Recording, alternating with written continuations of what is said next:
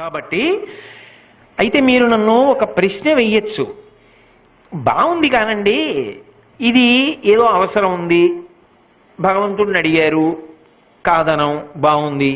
అసలు నిజంగా ఏ అవసరం లేకపోయినా రోజులు బాగానే పెడుతున్నా, అసలు ఈ రోజు పూజ చేయడం అనేటటువంటి దాని వల్ల వచ్చే ప్రయోజనం ఏమైనా ఉంటుందా? అసలు దాని వెనక ఏదైనా శాస్త్రీయమైన కారణం ఉంటుందా? విదురుడు ఎందుకు చెప్పాడు అసలు దైవానికి నమస్కారం చేయమని? నేను మీకు ఒక్క మాట చెప్తా, బాగా గుర్తుపెట్టుకోండి. ఎవరు పూజ చేస్తున్నాడో వాడు లోకము చేత పూజింపబడతాడు. నేనన్న మాట బాగా పట్టుకున్నారా? ఎవరు పూజ చేస్తాడో వాడు లోకము చేత పూజ అందుకుంటాడు. అదేమిటండి మీరు అన్న మాట మాకు బాగా అర్థం కాలేదు, మీరేదో అన్నారు బాగుండదని అన్నాం అంతే అంటారా? మీకు వివరణ చేసే ప్రయత్నం చేస్తా. పూజ అంటే ఏమిటి? పొద్దున్నే దేవుడి దగ్గరికి వెళ్ళో దీపం పెడుతున్నా, ఎందుకు? ఎవరు భగవంతుడు? చంద్ర సూర్యౌ చ నేత్రే కర్ణావాసా శిరోద్యౌ ముఖమవిదహనో యస్య వాస్తేయమబ్ధి అంతస్తం యస్య విశ్వం సురనర ఖగో భోగి గంధర్వదైత్యైః చిత్రం రమ్యతే తం త్రిభువన వపుషం విష్ణుమీశం నమామి అంటున్నామా విష్ణు సహస్రానికి?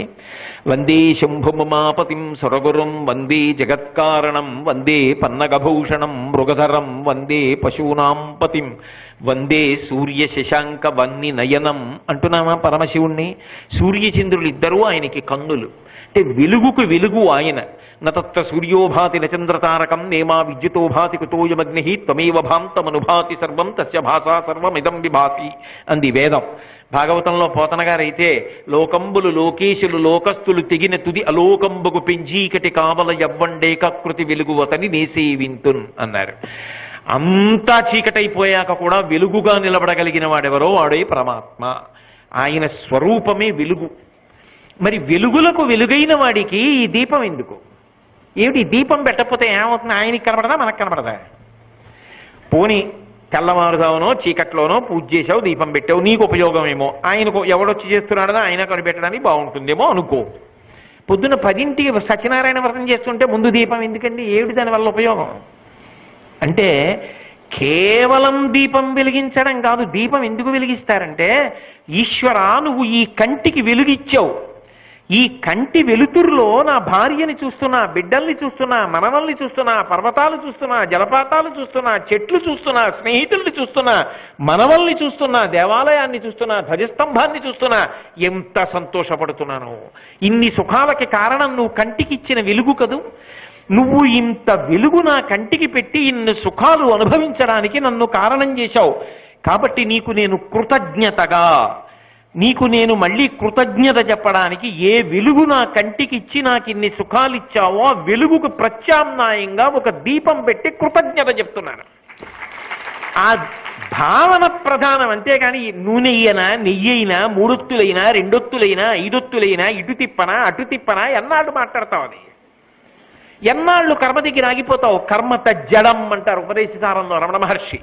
మంచిదే, మొదట తెలుసుకో. ఏదో సాధ్యం త్రివర్తి సంయుక్తం 3 ఒత్తులను అందులోనే చెప్పారుగా. ఇంకా ఎవరైనా ఎప్పుడైనా ఏమండి మీకు ఏమైనా అడుగుతారా? అడగండి. అంటే దీపంలో ఎన్ని ఒత్తులు వేయాలండి? బతికున్నంత కాలం అదే. ఇంకా ఏం పొయ్యొచ్చండి? ఎటు తిప్పి పెట్టాలండి? అసలు ఎందుకు పెడుతున్నావు తెలుసుకో. కృతజ్ఞత చెప్పడానికి పెడుతున్నావు. బ్రహ్మగ్నే చ సురాపే చ చౌరే భగ్నవ్రతే దదా నిష్కృతిర్విహితా సిద్భి కృతజ్ఞో నాస్తి నిష్కృతి అంటారు కిష్కింధకాండలో లక్ష్మణస్వామి రాముడితో మాట్లాడుతూ. ఎవరికైనా నిష్కృతి ఉందేమో కానీ ఉపకారం పొంది కృతజ్ఞత చెప్పని వాడికి నిష్కృతి లేదు. అయినప్పుడు భగవంతుడు ఈ కంటికి వెలుగిచ్చాడు, ఆయన ఉన్నాడు, ఈ కంటిని పెట్టినవాడు వాడు. ఆయన లేకుండా ఈ కన్ను రాదుగా. నేను ఇంటికి వెళ్ళేటప్పటికి చపాతీ ఉంటే ఖచ్చితంగా ఎవరో పెట్టారుగా, నా భార్య ఊళ్ళో లేకపోతే. అలా ఈ కన్ను పెట్టినవాడు ఒకడు ఉండాలి కదా. ఈ కన్ను పెట్టినవాడు ఒకడు ఉన్నాడు, వాడిని భగవంతుడు అని నేను పిలుస్తున్నాను. వాడు నాకు రాత్రి బడలిపోతే కన్ను నిద్రాకాలిక సుఖం ఇచ్చేటప్పటికి తెల్లవారేటప్పటికి మళ్ళీ కంటికి శక్తినిచ్చాడు. కాబట్టి దీపం పెట్టి కృతజ్ఞత చెప్తున్నా. వాడు నాలుకనిచ్చి నాలుక మీద రసాంకురములు పెట్టాడు.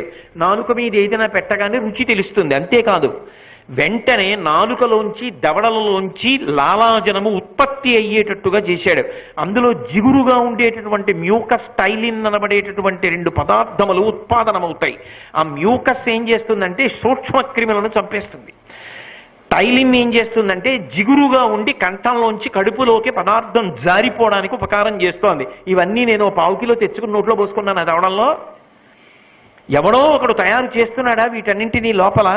వాడెవరున్నాడో, ఎవడు నాకు రుచి తెలిసేటట్టు చేస్తున్నాడో, నేను తెలియక వేడిది తినేస్తే రసాంకురములు కాలిపోతాయి. మళ్ళీ తెల్లవారేటప్పటికి రసాంకురములు పుడతాయి. కొన్ని లక్షల రసాంకురములు ఉంటాయి నాలుక మీద.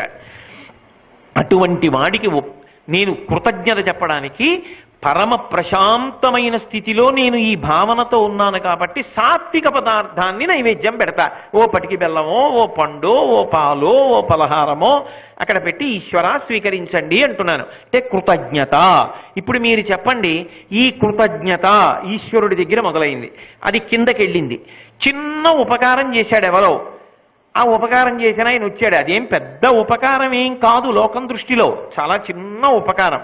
కానీ ఆయన ఏం చేస్తాడంటే ఆయన వచ్చినప్పుడు కొడుకుని పిలిచి, ఒరేయ్ ఎంత ఉపకారం చేశారో తెలుసురా, మొన్న మీ అమ్మ నీ దగ్గరికి వచ్చింది, ఒక్కడే ఉన్నా, జ్వరం వచ్చింది, చలి, ముసుగు పెట్టుకుని గడగడలాడుతూ పడుకున్నా, లేచి కిందకి వెళ్ళడానికి కూడా ఓపిక లేదు, బయట హోరున వాన, ఆ వానలో మహానుభావుడు వచ్చాడురా, ఎందుకు ఏమండి ఇలా ఉన్నారని చెప్పి అప్పటికప్పుడు ఎవరో తెలిసిన వాళ్ళని పిలిచి కారు ఎక్కించి వైద్యుడి దగ్గరికి తీసుకెళ్ళి, పాపం ఆయన భార్య 2 రోజులు ఇక్కడే పడుకుని వంట చేసి పెట్టి పచ్చం పెట్టి, పాపం ఆవిడ వెళ్ళక వెళ్ళారు, ఏ పని మీద వెళ్ళారో ఆవిడికి చెప్పకండి అని చెప్పి మామూలుగా మాట్లాడండి అని 2 రోజులు అంత జాగ్రత్తగా చూసుకుని జ్వరం తగ్గడానికి ఉపకారం చేశాడు రా అని చెప్తానా కొడుక్కి?